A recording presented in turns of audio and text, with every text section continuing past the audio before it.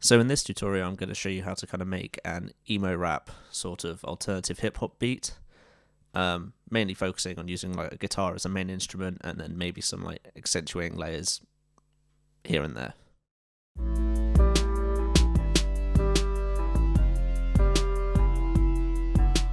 Hello everyone.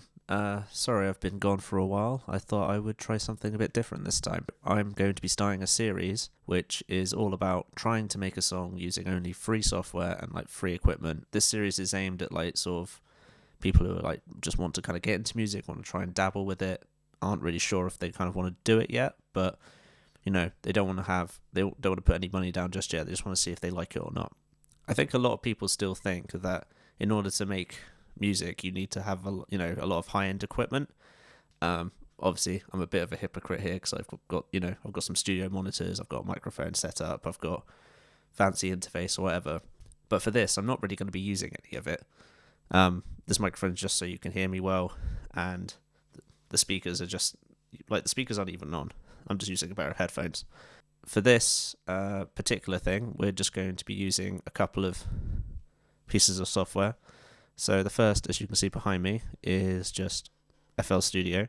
You don't even need the full version. You just need to download the demo version because that will give you the majority of what you need. Yes, you won't be able to save things, but I will show you how to kind of get around that later in the process. And if you're just messing around with loops, you might not need to save anything anyway. That's fine. So that's the starting point. The next thing you'll need is if you go to Native Instruments website,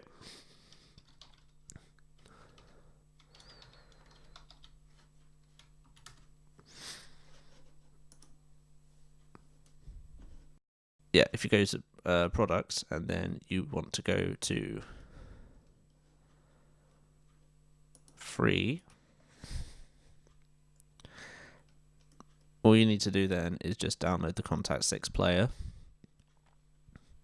Obviously make sure you've got the specs for it or whatever. So through Contact you'll actually just be able to get some like really basic instrument stuff, and we're going to be using one of those today. When you load up FL Studio for the first time, to start off all you need to do is just go File, New from Template, and then just select the basic 808 with limiter.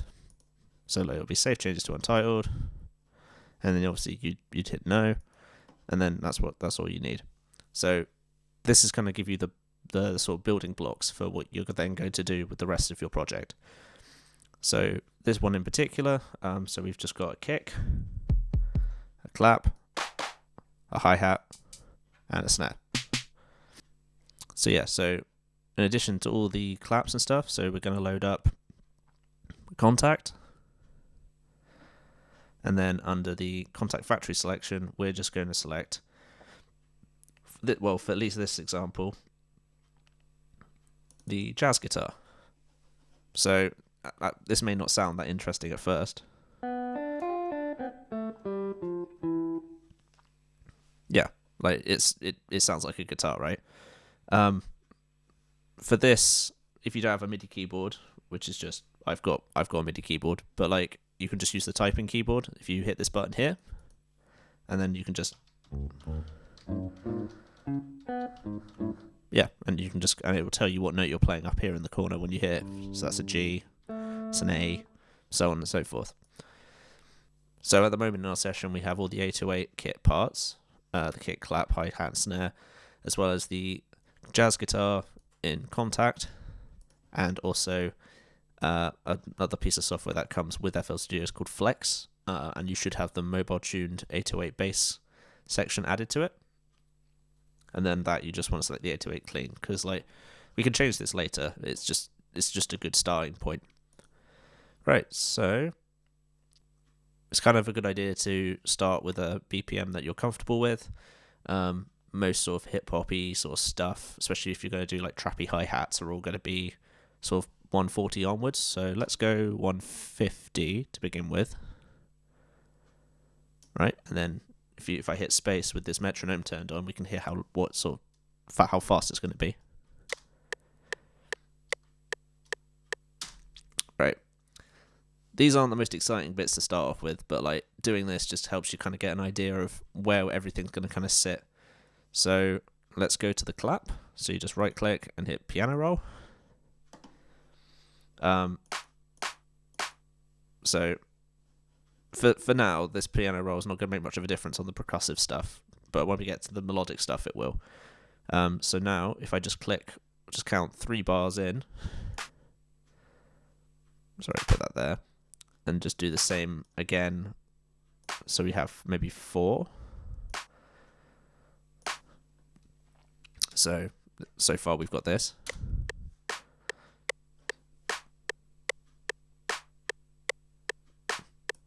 Yeah, so nothing particularly exciting. Now, another easy thing to do is just get your hi-hats in. Just click it on the first beat, make it quite small, and then just do every other one. And this will give you 8th note hi-hats. Right, now just take the snare and just put it on the same beats you put the claps. So that's just going to make the snare and clap play together and just beef up that snare clap you've just made.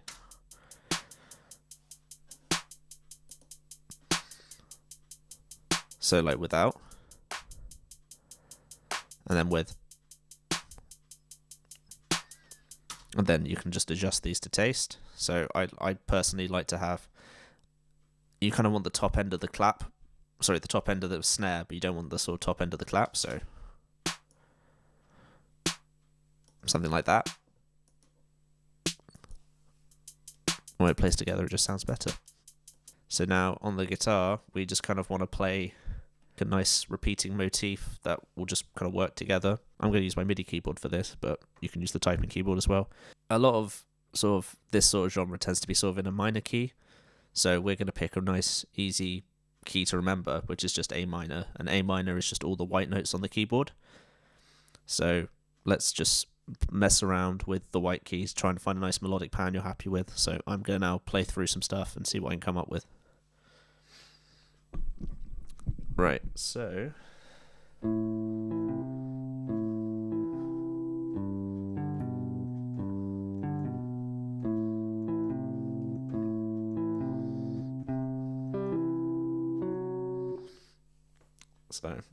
I'll fast forward through this once I find something I'm happy with.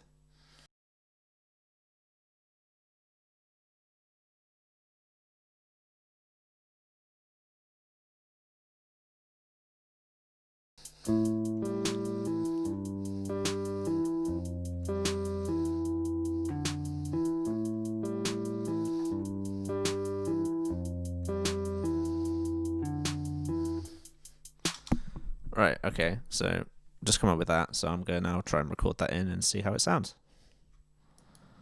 So then you just hit record, and then notes and automation.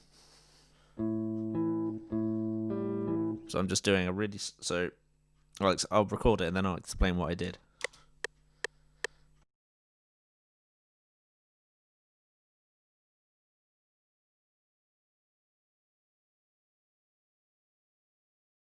Right, so to see what I've just played, first we turn this off. And then in here we can see all the notes we've played. My timing was alright, but it could have been better. So a good way an easy technique for this is if you hit Mac, to be honest, if you're on a Mac or a PC, it's pretty much the same. But so if on a Mac, if you just hit Command and A, and then Command and Q, that's just going to like quantize it to the nearest note. So then we just need to listen back and make sure it hasn't played it wrong.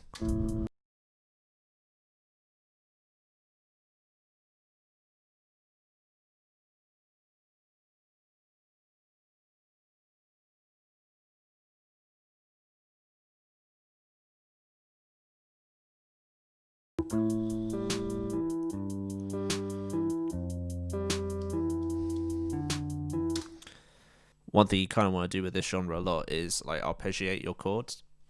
And arpeggiate just is a fancy word of just saying taking all the notes in your chord and instead of playing them all together, so like this, doing this, or other way around. But yeah, so for this, all I've done is I've just taken, so I took one progression, which is this A, G, E, and then I just dropped the second note, and then dropped the second note again, and then just did a little variation at the end. So it's not mind-bogglingly hard. It's like, if you're unsure of what like notes are in a key, or to be honest, you could write a riff without even knowing what key it is and then work it out later.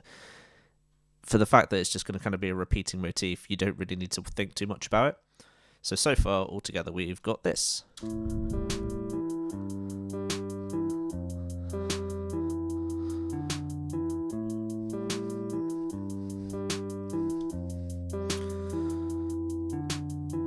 Now we need to put in our kicks. So with this, you just kind of want to work out where you kind of want to emphasize the beats. Doing a sort of typical, so like dum dum da sort of thing probably will work quite easy for this. So let's just draw these notes in, see what we can get.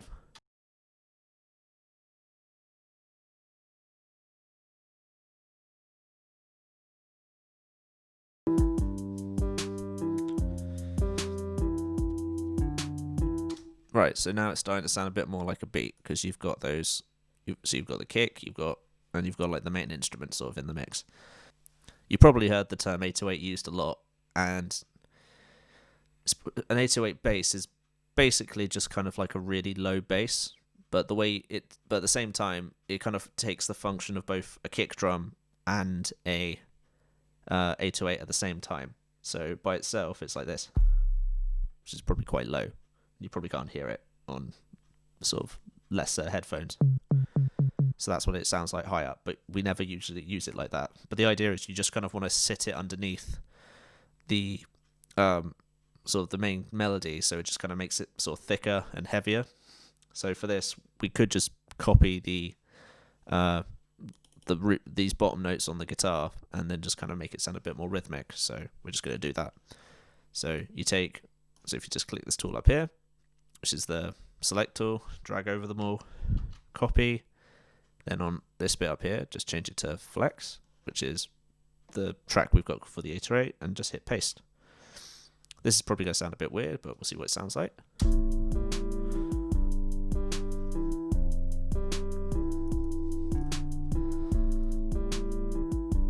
So if I just mute the other and stuff.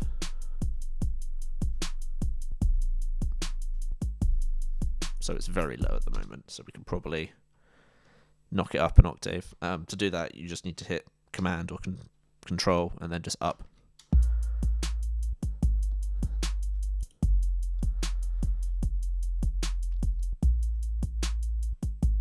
So we could have it literally just copy the kick drum.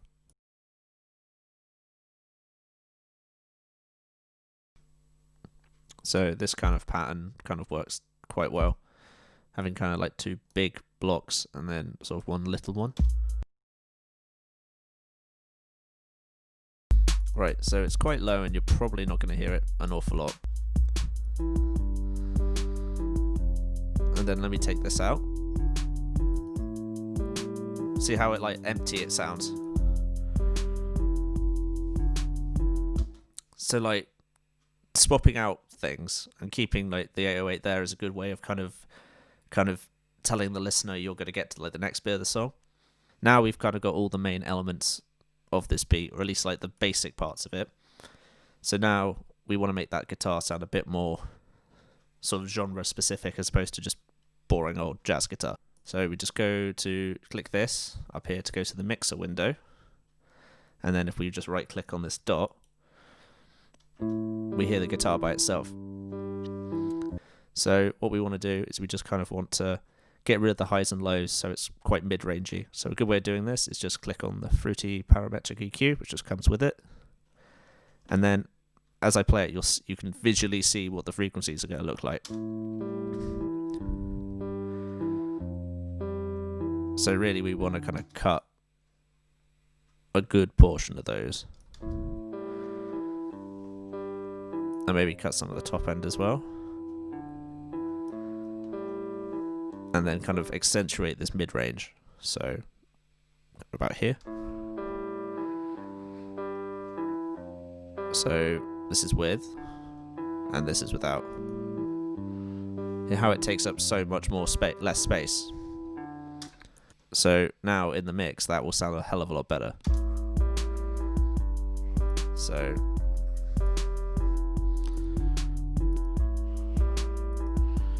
The next step is we're going to take that guitar and we're going to put a chorus effect on it. So if you don't know what a chorus is, what it does is it takes a copy of this whatever you're playing, moves it and delays it slightly. So you get this kind of like wishy-washy, chorusy kind of sound. So we just need to hit fruity chorus, and then you'll hear what it sounds like.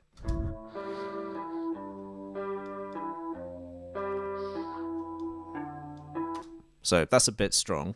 However, there's a really good preset on here just called CE Chorus, which is based on a Boss pedal. And this one's a lot subtler.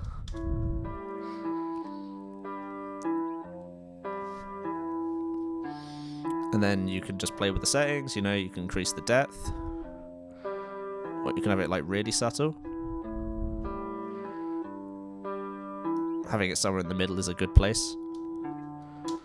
And then you can control the amount by just dragging this little circle here. So now that loop sounds like this. Sorry, like this.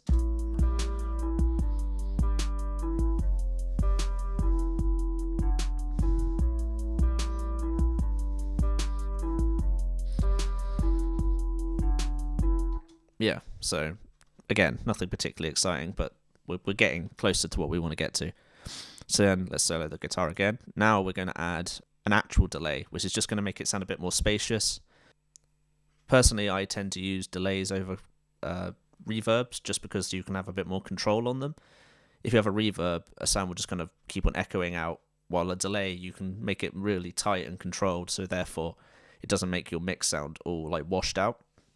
So if we go to just the regular fruity delay, number 2, so it'll sound a bit like this at first. Right, so at the moment it sounds a bit all over the place. So we don't want that. So if we drag this down, this dial here on time, down to about, usually the second dot is a good starting point.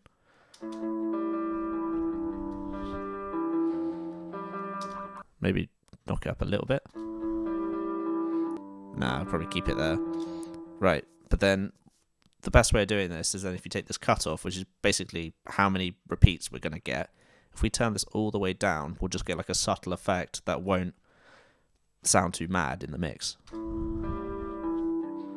It's probably very subtle at the moment, actually.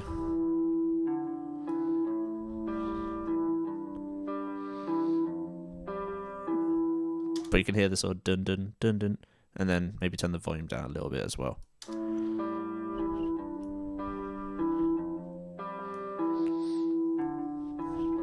And then if you turn it off,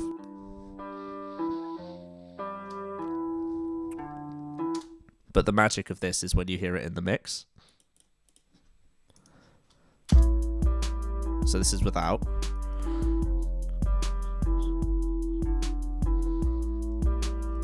And then you just gotta play with it to taste. Right, so we're just gonna leave the guitar there for now. So the next thing we would do is we find the hi-hat here. Yeah, so then on the hi-hat we're just gonna high pass it again. So again, just go parameter EQ. Look, so it's all up here, but we don't need that much. Like we don't even need sort of, like, yeah, just something like that, and then put it back in the mix.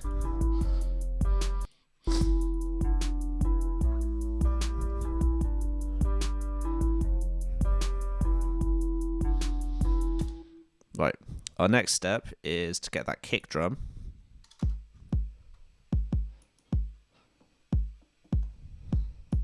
And kind of take out a bit of the thump of that, because to be honest, you could not have the kick drum in it at all and just rely on the 808 if you wanted to, which is perfectly fine. It sounds like this.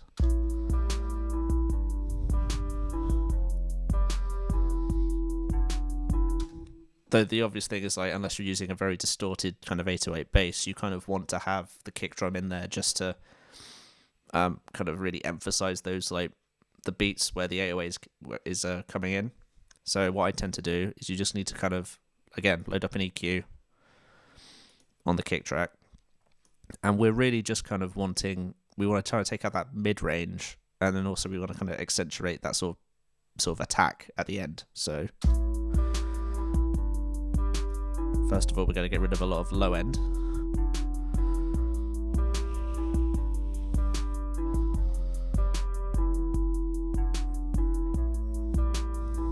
And then kind of take out some of the mid-range. And then just kind of find where that clickiness is.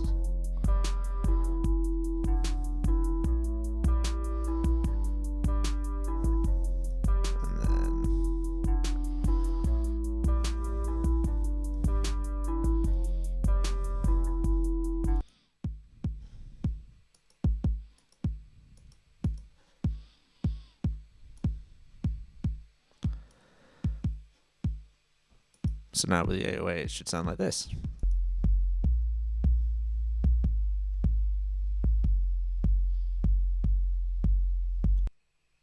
Right, so now we kind of got the basics of where we kind of want it to be. Now we want to kind of add a counter melody to the guitar. So for this, I'm just going to load up Citrus, which is just another plugin that comes with FL Studio. You can use whatever you want. Sound-wise, but in this sort of music, like having some sort of pad sound or a organ or sort of glassy kind of sound usually works quite well. It's not there to try to detract from the main instrument. It's just we need something that just will sit on top and work quite well. So for this, I'm just going to take an organ sound, just distort the crap out of it. That's probably a bit loud. And then I'm just going to play around with it until I find something I like.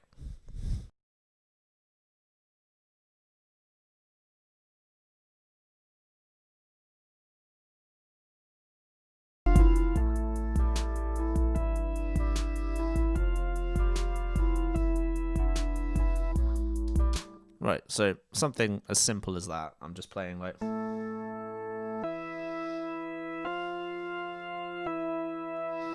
Alright, so let's record that. So again, so here it is. As you can see, not quite perfect, but again, Control A and then Control Q gets us kind of in the ballpark of where we want it to go. So obviously it's very loud in the mix now.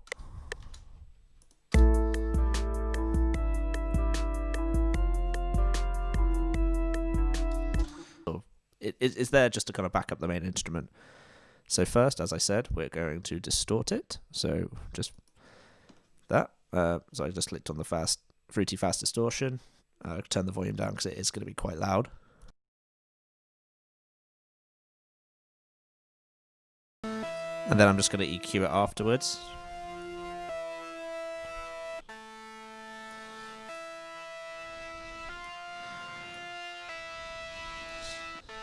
So with the guitar now, it should sound like this.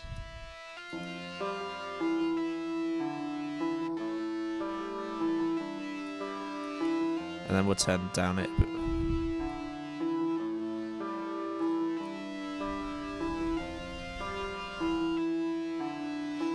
Like, I know I said a minute ago that I don't use reverb, but we're just going to use reverb just to make this sound a bit less sort of in your face. So first of all, turn the sides of the room up. Turn the decay up. Turn the low cut up. And then just turn down the dry signal.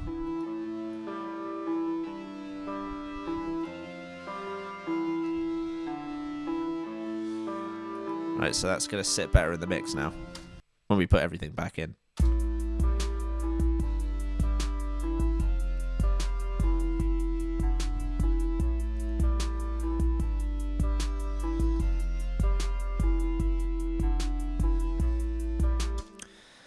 And then, right, so now we've kind of got our main four elements to the main four elements to the beat. Obviously, we've got our drums, we've got our guitar, we've got our bass, and we've also got our sort of lead instrument. Now it's just a case of playing around with this, taking elements in and out, and just seeing what works. So, like, I'm pretty sure this beat will work if I take out the guitar. Then maybe add in the 808. Then add the guitar.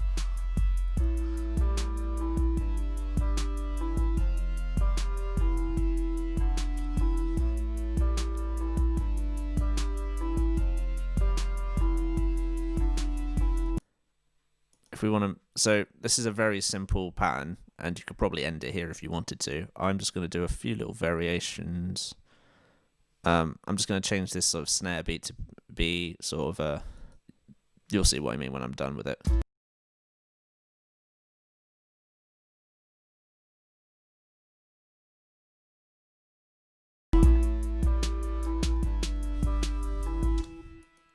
Right, so there we go. So let's just changed it slightly. That AOA I might actually change for a different sound. So you can do that just by clicking on these as you listen to it. So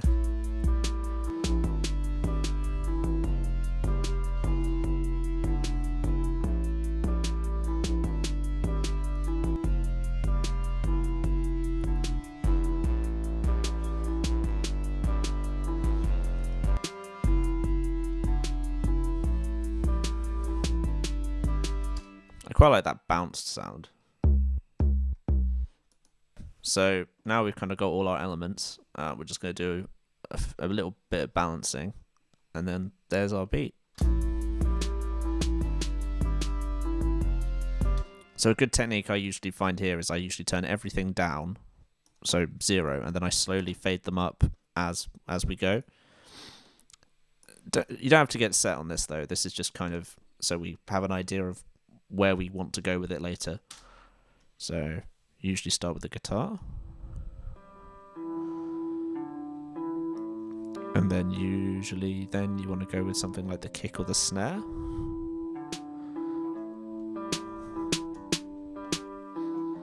And then maybe the high. There's nothing on 3 now, is there? No, there's nothing on 4. And then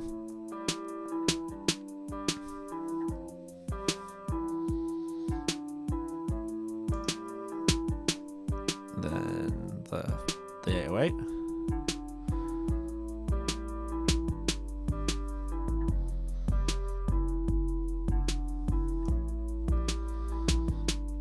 And then the extra instrument.